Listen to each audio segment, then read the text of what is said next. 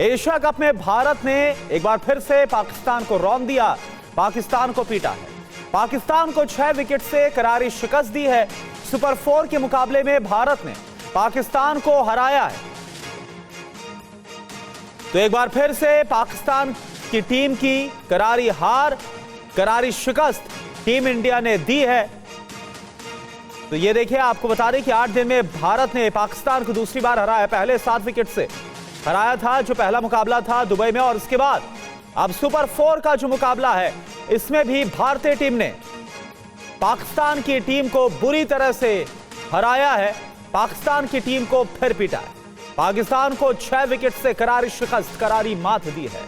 Super 4 के मुकाबले में भारत ने पाकिस्तान को हराया है।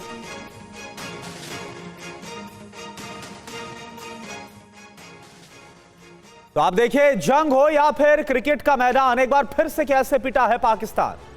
सुपर 4 का मुकाबला, सुपर 4 के मुकाबले में भारत ने पाकिस्तान को हराया। टीम इंडिया ने 18 ओवर 5 गेंदों में हासिल किया है टारगेट। भारत ने पाकिस्तान को 6 विकेट से करारी शिकस्त दी है। पाकिस्तान ने 20 ओवर में 5 विकेट पर 171 रन बनाए थे। जवाब में टीम इंडिया ने 7 गेंद रहते हुए मैच को जीत लिया। भारत के लिए अभिषेक शर्मा ने 39 गेंद में 74 रन बनाए। तिलक वर्मा ने 19 गेंद में 30 रन बनाकर वो नाबाद लौटे। क्रिकेट मैच के दौरान पाकिस्तानी खिलाड़ी साहिबजादा फरहान की एक शर्मनाक हरकत सामने आई। पाकिस्तानी खिलाड़ी सुधरने का नाम नहीं ले रहे। ये देखिए आप, 50 रन बनाने के बाद बैट से किया बंदूक का इशारा। सोशल मीडिया पर लोगों ने सवाल उठाए। फरहान की हरकत को पहलगाम आतंकी हमले से जोड़ा है। तो आप देखिए, पाकिस्तान जैसी करतूत करता है, पाकिस्तान जो हरकतें करता है, कुछ वैसी हरकत पाकिस्तान के जो खिलाड़ी है वो भी करते हुए नजर आए। ये तस्वीर आप देखिए, क्रिकेट मैच के दौरान पाकिस्तानी खिलाड़ी साहिबजादा फरहान ने कैसे शर्मनाक हरकत की है। जैसे हाफ सेंचुरी मारी है, 50 रन बनाए हैं, इसके बाद बैट से बंदूक का इशारा किया। आप देखिए, आतंकी पाकिस्तान के जो खिलाड़ी है उसकी शर्मनाक हरकत को देखकर लोगों ने भी सोशल मीडिया पर सवाल उठाए हैं। फरहान की हरकत को पहलगाम आतंकी हमले से भी जोड़ा है और इसी का बदला एक बार फिर से टीम इंडिया ने लिया है। आपको याद होगा कि जो पहला मुकाबला भी भारतीय टीम ने जीता था, उसमें भी सूर्य कुमार यादव ने, भारतीय कप्तान ने, पहलगाम हमले के जो शहीद हैं उन्हें समर्पित किया था, उस जीत को समर्पित किया था। और अब ये जो शर्मनाक हरकत है ये बता रही है कि पाकिस्तान के जो खिलाड़ी हैं आखिर उनकी रगों में भी किस तरह से जो नफरत है वो भरी हुई। और एक और बड़ी खबर, भारतीय कप्तान सूर्य कुमार यादव ने एक बार फिर से नहीं किया है हैंडशेक। टॉस के बाद पाकिस्तानी कप्तान से हाथ नहीं मिलाया। मैच के बाद भी खिलाड़ियों ने हाथ नहीं मिलाया। इससे पहले के मुकाबले में भी भारतीय टीम ने पाकिस्तानी खिलाड़ियों से हाथ नहीं मिलाया था और इसको लेकर पाकिस्तान की बड़ी फजीहत हुई थी। और उस दौरान पाकिस्तान के खिलाड़ियों की तरफ से ऐतराज भी किया गया था। और अब एक बार फिर से पाकिस्तान के खिलाड़ियों की मैदान में फजीहत हुई है। ये देखिए आप, जीत के बाद भारतीय खिलाड़ियों ने एक बार फिर से हाथ नहीं मिलाया। और चलिए अब आपको 3 तस्वीरें दिखाते हैं। 3 तस्वीरें आप देखिए। पहली तस्वीर है ऑपरेशन सिंदूर की, जब भारत ने पाकिस्तान को उसके घर के अंदर घुसकर पीटा था। दूसरी तस्वीर है जब भारत ने पाकिस्तान को ग्रुप स्टेज के मुकाबले में करारी शिकस्त दी और अब सुपर 4 में एक बार फिर से धूल चटाई। यानी जंग हो या फिर क्रिकेट का मैदान हो, पाकिस्तान हर जगह भारतीय टीम से, भारत से पिट रहा है। तो पाकिस्तान का गन सेलिब्रेशन अब आपको दिखाते हैं। पाकिस्तान का गन सेलिब्रेशन, अभिषेक के तोप से कैसे उड़ गया है पूरा पाकिस्तान। यहां पर पहले आप देखिए, साहिबजादा फरहान पाकिस्तानी खिलाड़ी कैसे शर्मनाक हरकत की है।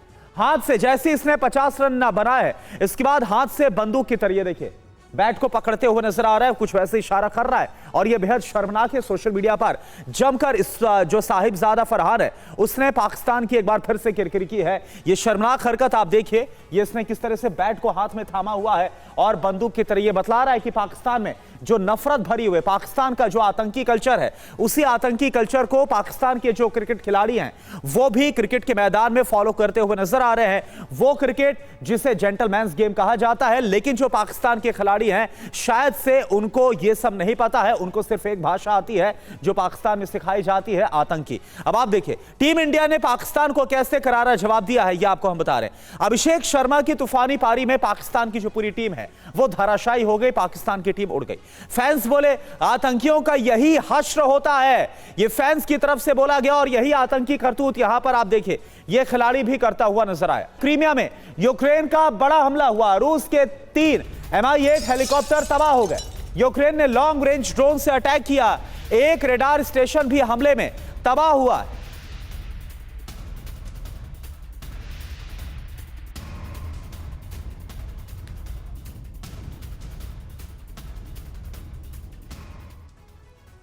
तो यूक्रेन में भीषण हमलों का सिलसिला लगातार जारी है। रूस के भीषण प्रहार से यूक्रेन के कई प्रांतों में तबाही मच रही है। एक रिपोर्ट में तो दावा है कि पुतिन ने ऑपरेशन विंटर की शुरुआत कर दी है। बर्फबारी के दौरान यूक्रेन को लाचार बनाने के लिए बिजली स्टेशन पर हमले किए जा रहे हैं। यह माना जा रहा है कि ट्रंप की खामोशी का फायदा उठाते हुए व्लादिमीर पुतिन ने हमलों की रफ्तार तेज कर दी है। ट्रंप ने इस रिपोर्ट के सामने आने के बाद रूस के तेल कारोबार को बेहद कमजोर करके खुद खत्म कराने का दावा किया है। देखिए आप।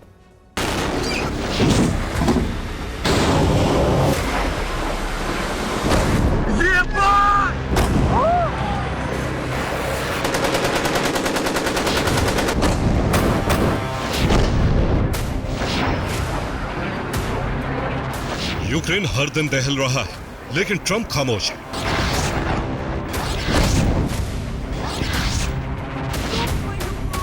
रूस ने कितनी मिसाइलों से प्रहार किया, अमेरिका अब इस पर कोई टिप्पणी नहीं कर रहा है।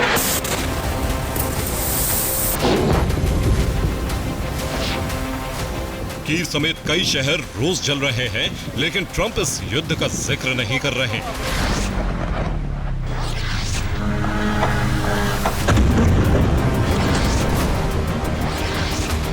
ट्रंप के इसी रवैये ने रूस के संकोच को खत्म कर दिया है और हर दिन यूक्रेन पर हमलों की रफ्तार पहले से तेज हो रही है।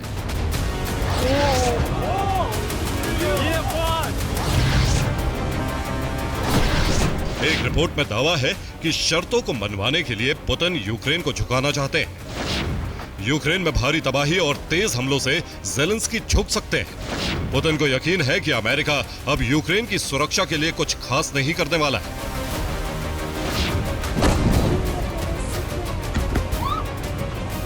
पुतिन इसके लिए यूक्रेन के ऊर्जा और अहम ठिकानों को निशाना बना रहे हैं। रूस यूक्रेन को लाचार बनाने की कोशिश में है और आने वाला मौसम इसमें पुतिन की मदद कर सकता है।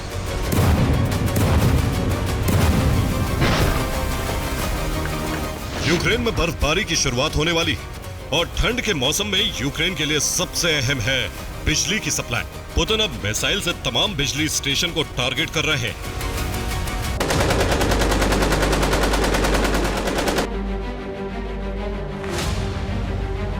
रूसी मिसाइलों ने बिजली सप्लाई करने वाले स्टेशंस और पावर प्लांट को मलबे में बदल दिया।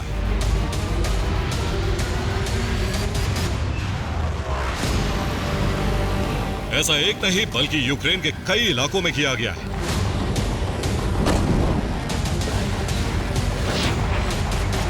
डिप्रो शहर पर मिसाइलों से हमले की शुरुआत हो चुकी। टारगेट कोई सैन्य ठिकाना नहीं बल्कि एक ऊंची इमारत थी।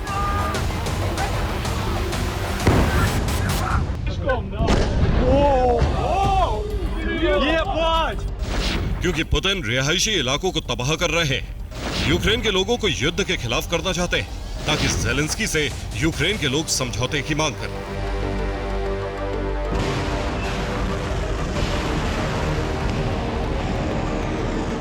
रूस ज्यादा तबाही मचाने के लिए अब क्लस्टर वॉरहेड का इस्तेमाल कर रहा है।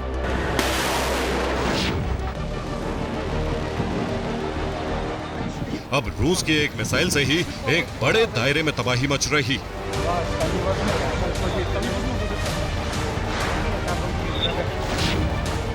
निप्रो में 2 लोगों की मौत हुई है, जबकि 36 लोग जख्मी हो गए। कई इमारतें और गोदाम क्षतिग्रस्त हो गए। निप्रो में यूक्रेन ने एयर डिफेंस से कई रूसी ड्रोन को नष्ट कर दिया। एयर डिफेंस की वजह से निप्रो में बहुत बड़ी तबाही टल गई।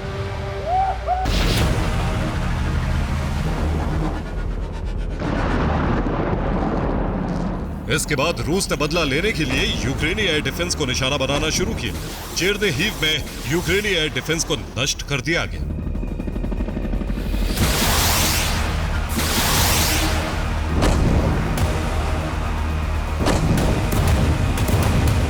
तो रूस के तूफानी प्रहार से यूक्रेन में हाहाकार मच गया है। रूस ने यूक्रेन में स्कैंडर मिसाइल से हमला किया और S-300 एयर डिफेंस को निशाना बनाया। चेरनिहाइव में हुए इस हमले में 2 लॉन्चर के अलावा यूक्रेन का रडार भी भस्म हो गया। स्कैंडर मिसाइल से हमले में यूक्रेन का कमांड पोस्ट भी तबाह हो गया। मौके पर मौजूद सेना की गाड़ियों में भी आग लग गई। चेरनिहाइव में लगातार हमलों के बीच रेस्क्यू टीम के कर्मचारी भी चपेट में आ गए। यहां पर रेस्क्यू के दौरान हमला हुआ। हमले में पुलिस की गाड़ियां जल गई। लोगों को अस्पताल पहुंचाने आई एम्बुलेंस में भी आग लग गई। हमले में कई यूक्रेनी कर्मचारी जख्मी हो गए। कई पुलिस वाले भी झुलस गए। देखिए आप।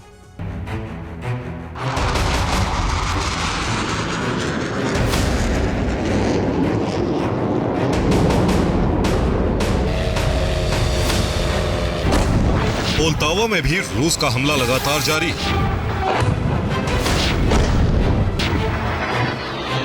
रूस यहां रिहायशी इमारतों को तबाह कर रहा है।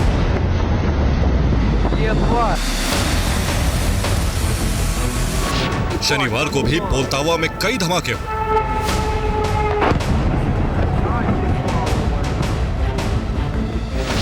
यूक्रेन पर 54 ड्रोन से हमला किया गया। यूक्रेन के 8 प्रांतों को रूस ने निशाना बनाया। यूक्रेन ने 33 ड्रोन को गिराने का दावा किया है।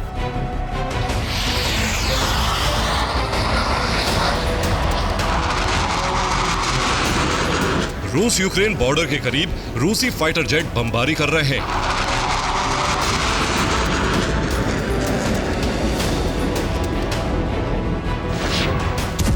यूक्रेनी सेना के मोर्चों को तबाह करने के लिए FAP 500 बम का इस्तेमाल किया जा रहा है।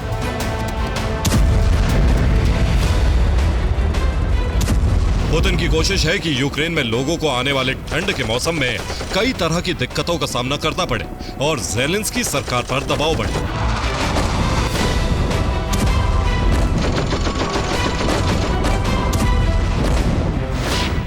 रूस मोबाइल टावर्स को निशाना बना रहा है। रेलवे स्टेशन को भी नष्ट किया जा रहा है। ब्रिज और पुल को निशाना बनाया जा रहा है।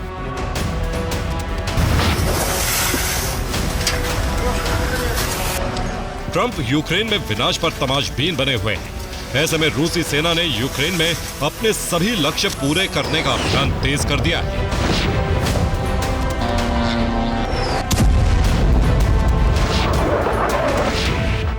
कुपियांस्क में रूस यूक्रेन की सेना में भीषण जंग हो रही है। रूस की पोक्रोवस्क में कब्जे की कोशिश लगातार जारी है। खार्किव में भी रिहायशी इलाकों पर हमले तेज कर दिए गए।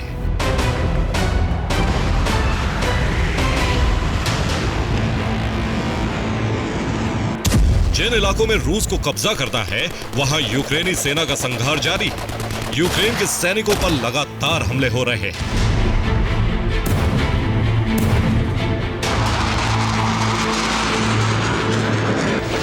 शनिवार को यूक्रेन के 1500 सैनिकों की मौत हो गई। यूक्रेन के 3 टैंक और कई वाहन नष्ट कर दिए गए। एक ही दिन में यूक्रेन की 11 आर्टिलरी भी नष्ट हो गई।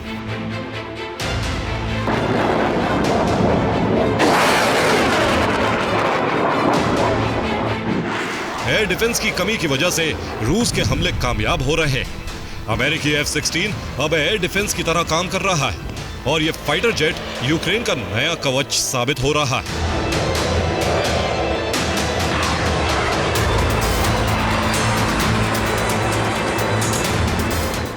रूस के हमले का F-16 से मुकाबला किया जा रहा है और F-16 अब यूक्रेन का कवच साबित हो रहा है। F-16 से एयर टू एयर मिसाइल का प्रहार किया जा रहा है। F-16 से यूक्रेन 29 रूसी क्रूज मिसाइल को नष्ट कर चुका है। रूस X-101 मिसाइल से यूक्रेन पर हमले कर रहा है। आप देखिए।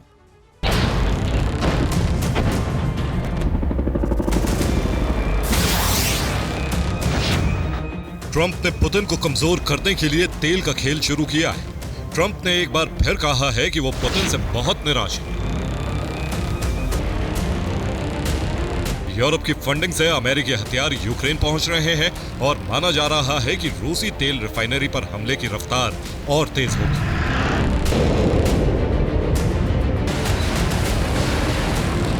यूक्रेन रूस के बची हुई रिफाइनरी को निशाना बनाने की कोशिश में है और सीमा से बहुत दूर और सुरक्षित रिफाइनरी को जलाने का मिशन यूक्रेन की खुफिया एजेंसी आगे बढ़ा रही है। Bureau report, TV9 Bharat. अब नेटो का सब्र कभी भी खत्म हो सकता है। अगर एक बार संयम टूटा तो यूरोप में भारी विध्वंस के आसार हैं, क्योंकि रूस लगातार यूरोपीय देशों में ड्रोन भेज रहा है। लेकिन अब पोलैंड में जेट भेजकर फिर से नेटो को चैलेंज किया। नेटो ने इमरजेंसी मीटिंग बुलाकर यूरोपीय देशों को रूसी ड्रोन देखते ही मार गिराने का ऑर्डर दे दिया है, जबकि रूस ने हालात देखकर अपनी मिसाइलें वॉर रेडी कर दी हैं और परमाणु ठिकानों को अलर्ट मोड पर डाल दिया है। देखिए आप।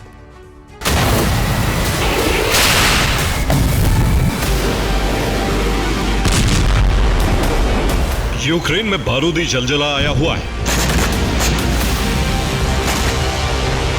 नाटो के हथियारों से यूक्रेन पहले से ज्यादा आक्रामक हो चुका है।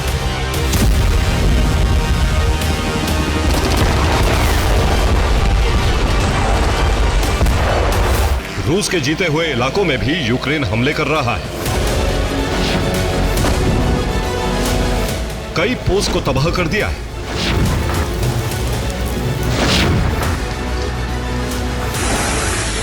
कई जगह से रूसी सैनिक पीछे खदेड़ दिए गए।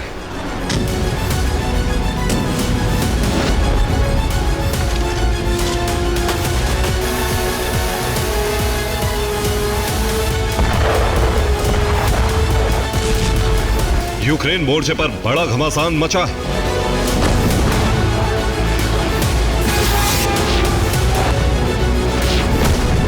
जबकि रूस यूक्रेन से आगे की योजना बना रहा है।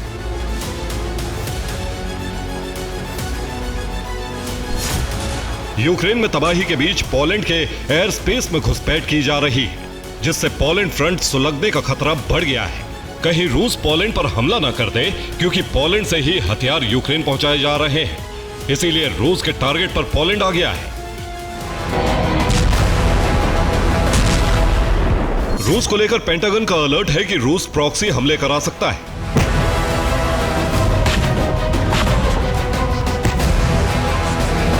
सिर्फ सैन्य ठिकाने ही नहीं, बल्कि एनर्जी सेक्टर पर भी रूस हमले कर सकता है।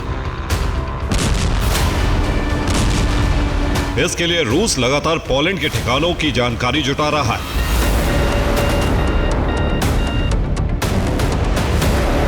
अब हालात ऐसे बन रहे हैं कि नाटो आर्टिकल 5 लागू करके युद्ध का ऐलान कर दे।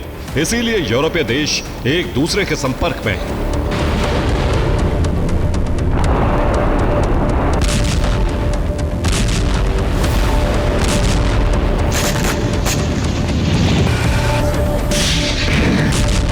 अमेरिका को जानकारी दे दी गई है, जैसे ही ट्रंप से ग्रीन सिग्नल मिला तभी नाटो रूस पर हमला कर सकता है।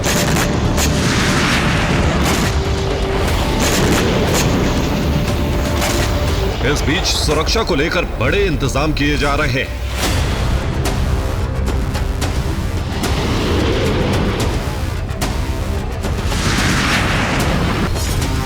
बाल्टिक देशों में एयर डिफेंस लगाए जा रहे हैं। एस्टोनिया में 40 किलोमीटर लंबी ट्रेंच बनाई गई है। लिथुआनिया में युद्ध अभ्यास चल रहा है, जबकि लातविया में एटमी बेस बनाने की तैयारी है। इसके अलावा पोलैंड में सुरक्षा घेरा तैयार कर लिया गया है। फिनलैंड ने बॉर्डर सील कर लिया है, जबकि जर्मनी ने रूस की निगरानी के लिए 2 सर्विलांस टीम बनाई है। इस बीच ब्रिटेन ने यूरोपीय देशों को रूसी ड्रोन मार गिराने के लिए कहा है। फ्रांस यूरोप में न्यूक्लियर अम्ब्रेला बनाने जा रहा है।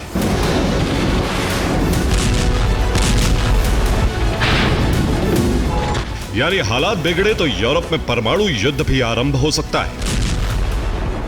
रूस के हमले रोकने के लिए नाटो ने अलग अलग देशों में युद्ध अभ्यास शुरू कर दिया है।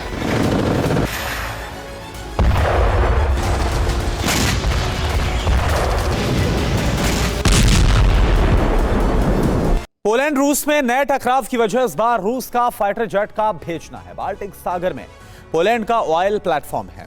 पोलैंड की ऑयल प्लेटफॉर्म का नाम पेट्रो बाल्टिक है। पोलैंड की जमीन से बाल्टिक सागर ऑयल प्लेटफॉर्म 70 किलोमीटर दूर है, जहां समंदर में 1500 मीटर गहराई से तेल निकाला जाता है। पहले रूस ने पोलैंड की राजधानी के पास ड्रोन भेजा और इसके बाद पेट्रो बाल्टिक पर 2 जेट्स भेजे। ऑयल प्लेटफॉर्म की सुरक्षा क्षेत्र में दोनों जेट घुसे थे, जो 150 मीटर नजदीक तक जा पहुंचे थे। रूसी जेट के पहुंचने पर सायरन बजने लग गया। तभी पोलैंड के मेलबॉक एयरबेस से 2 जेट उड़े। पोलैंड के जेट पहुंचते ही रूसी जेट चले गए। ड्रोन के बाद रूस की यह दूसरी बड़ी घुसपैठ थी। देखिए आप।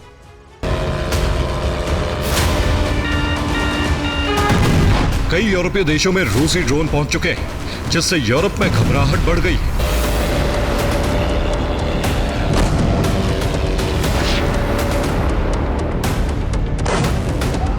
दरअसल इसके पीछे रूस की थ्योरी है कि वो नाटो की तैयारी और ताकत जांचना चाह रहा है।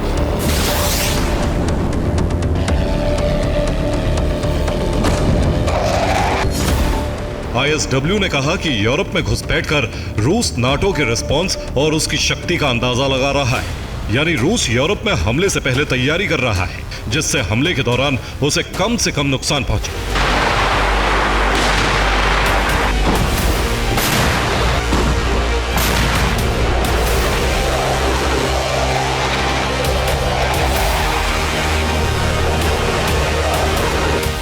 यूरोप और बाल्टिक देशों में रूसी घुसपैठ से नाटो इतना भड़क गया है कि अब रूस पर हमले की तैयारी में जुट गया है।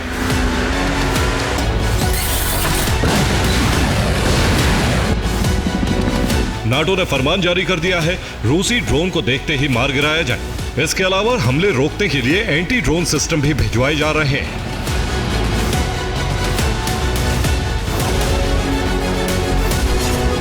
रूस के टारगेट पर पोलैंड, स्लोवाकिया, रोमानिया, मोल्दोवा और बुल्गारिया है, जहां नाटो मिलिट्री बेस बनाकर ड्रोन इंटरसेप्टर लगा रहा है। जबकि बेलारूस और हंगरी पर रूस हमला नहीं करेगा, क्योंकि बेलारूस और रूस दोस्त हैं, जबकि हंगरी का झुकाव भी रूस की तरफ है। जबकि बाकी 5 देशों पर रूस ने हमला किया तो वहां से पलटवार जरूर होगा।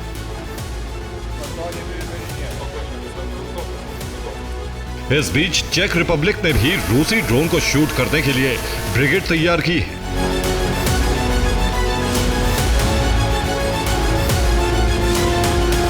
जबकि ब्रिटेन दूसरे विश्व युद्ध के बाद पहली बार अर्ली वार्निंग सिस्टम बनाने जा रहा है, यानी खतरा यूरोप में बढ़ता जा रहा है। पुतिन ने न्यूक्लियर हथियारों को वॉर रेडी करने का निर्देश दिया और इसमें ICBM टोपोल M हमले के लिए तैयार है। इसकी रेंज है 10,500 किलोमीटर, जबकि पेलोड क्षमता है 550 से 800 किलोटन। RS-24 यार्स ICBM की रेंज 11,000 किलोमीटर है और 3 वॉरहेड के साथ 600 किलोटन विस्फोटक ले जाने की क्षमता है। इसी तरह से R-36M इंटरकॉन्टिनेंटल बैलिस्टिक मिसाइल की जो रेंज है वो 16,000 किलोमीटर है और पेलोड की क्षमता है 550 से 1,000 किलोटन की। इसके अलावा रूस की सबसे लंबी दूरी तक मार करने वाली मिसाइल RS-28 सरमट है और इसकी रेंज 18,000 किलोमीटर है और पेलोड क्षमता 500 से 1,000 किलोटन है।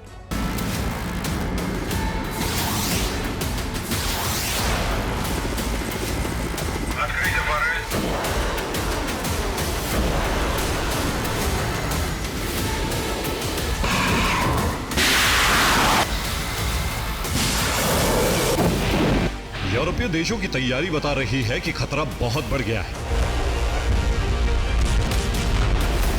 एक तरफ नाटो सेनाओं ने युद्ध अभ्यास शुरू कर दिया है, दूसरी तरफ नाटो के पूर्व जनरल ने कहा कि रूस पश्चिमी देशों को सिर्फ 5 दिन में खत्म कर देगा।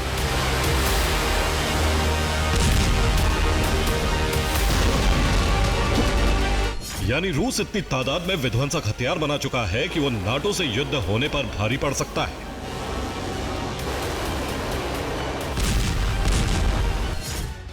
दरअसल पुतिन का यह पैटर्न रूस को शीत युद्ध से मिली सीख पर आधारित है। रूस अब किसी भी कीमत पर नाटो को पलटवार का मौका नहीं देगा। साथ ही रूस यूरोपीय देशों को एकजुट होने से भी रोकेगा। इसलिए रूस के टारगेट पर पहले छोटे देश हैं। जो रूस के एकदम पास है वहां रूस विस्तार करेगा, फिर यूरोप के ताकतवर देशों से टकरा सकता है।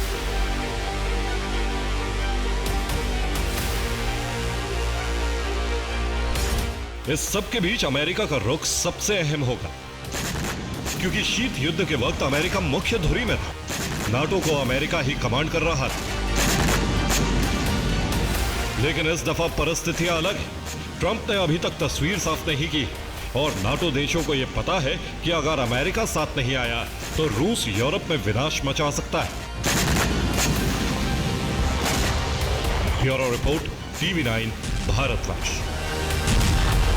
तो रूस यूक्रेन के जंग के विस्तार पर अब मोहर लग गई है और यह कोई अनुमान नहीं है, बल्कि जो हालात इस समय रूस यूरोप के बीच बने हैं उसका विश्लेषण है। यूरोपीय देशों का आरोप है कि रूस के ड्रोन और फाइटर प्लेन्स ने यूरोप की सीमा को लांघा, जिसे उकसावे की कार्रवाई माना जा रहा है। लेकिन इसी आधार अमेरिका और नाटो की बढ़ी सक्रियता ने सीधे टकराव की आशंका को गहरा दिया। आखिर कैसे बनी ये विनाशकारी स्थिति, कौन है इसके पीछे दोषी, आप पोलैंड के एयर डिफेंस आइडेंटिफिकेशन जोन में दर्ज रूसी ड्रोन की उड़ान और एस्टोनिया की हवाई सीमा में रूसी फाइटर प्लेन की एंट्री ने रूस यूक्रेन की जंग के विस्तार पर मोहर लगा दी।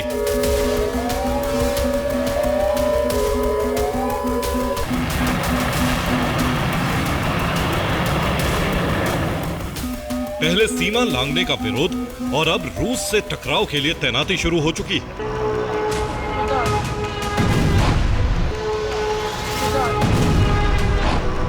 टकराव की रणनीति, युद्ध अभियान में गति।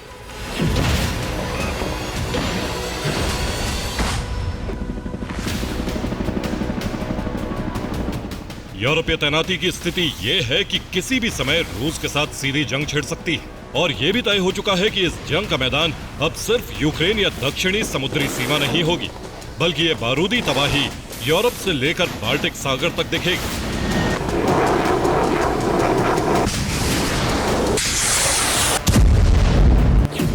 लेकिन क्या यूरोप वाकई इस युद्ध के लिए तैयार है? क्या युद्ध में यूरोप को यूएस से मदद मिलेगी? और क्या यूएस यूरोप सीधे टकराव में शामिल होंगे?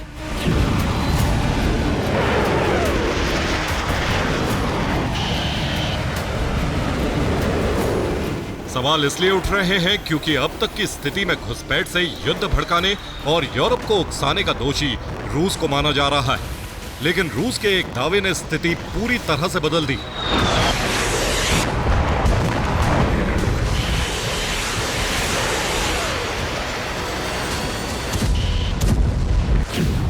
रूस ने स्पष्ट किया है कि उसने किसी के भी हवाई क्षेत्र का उल्लंघन नहीं किया है। रूस के विमान की घुसपैठ को मनगढ़ंत आरोप बताया गया है। दावा किया है कि रूस के विमानों ने तटस्थ क्षेत्र के ऊपर उड़ान भरी।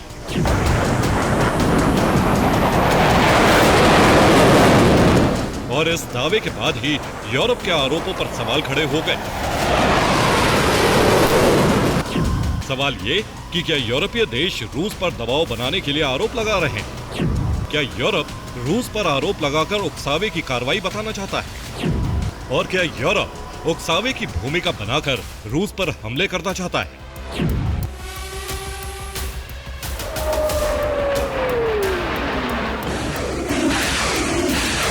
दरअसल ये सवाल सिर्फ रूसी ड्रोन और प्लेन की उड़ान पर नहीं, बल्कि सवालों का ताल्लुक है आरोपों के आधार पर युद्ध की तैयारी से। युद्ध का छद्म आधार, नाटो चाहता है वॉर।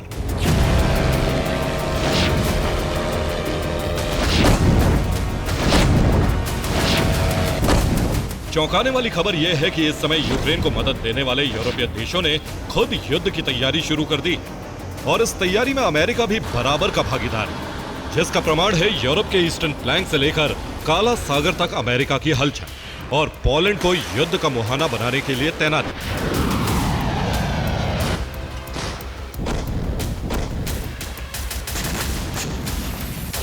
अमेरिका के B-52 बॉम्बर्स ने यूरोप में एंट्री कर ली और इस घातक बॉम्बर की तैनाती भी यूरोप में कर दी गई। यही नहीं, काला सागर में अमेरिका ने निगरानी शुरू कर दी।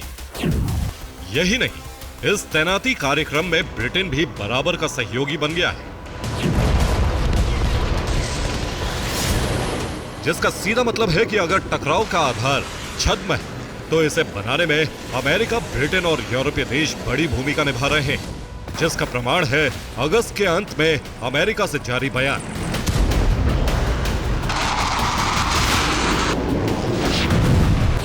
जिसमें कहा गया था कि बाल्टिक देशों की सैन्य सहायता में अमेरिका कटौती करेगा और यूरोप को वॉशिंगटन पर निर्भरता कम कर देनी चाहिए।